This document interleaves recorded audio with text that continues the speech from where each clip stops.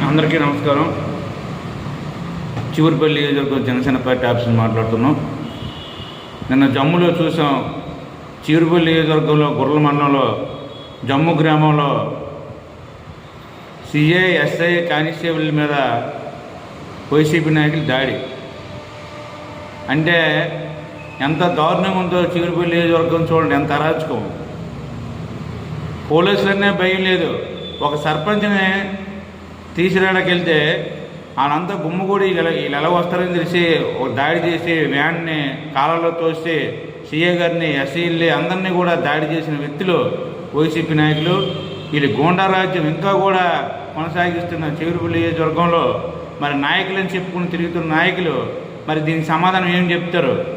చివరిపల్లి నియోజకవర్గం మాజీ ఎమ్మెల్యే బొత్స సత్యనారాయణ గారు మరి ఇదే నేర్పారా సంస్కృతి? ఇక్కడున్న నాయకులు, ఇక్కడున్న కార్యకర్తలకు కానీ నాయకులకు కానీ ఒక సర్పంచ్ ఏంటి 10 మందికి చెప్పే వ్యక్తి పోలీసుల మీద దాడి చేయమని చెప్పాడంటే మరి ఏమన్నా చూసుకొని చేశారో చూడండి.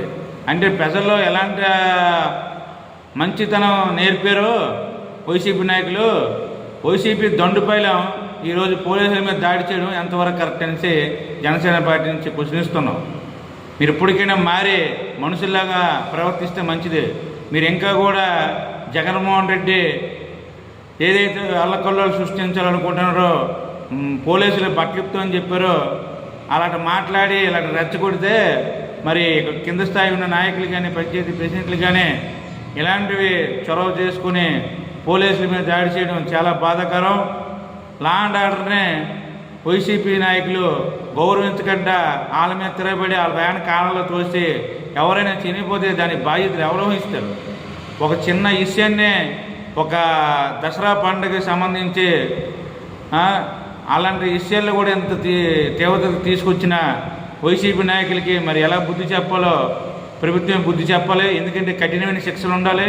కాకపోతే ఎలాంటి దుండగులు ఇంకా కూడా రెచ్చిపోయే పరిస్థితి ఉంది.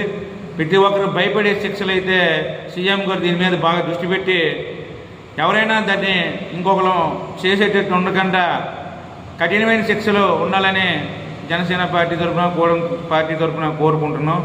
జై జనసేన.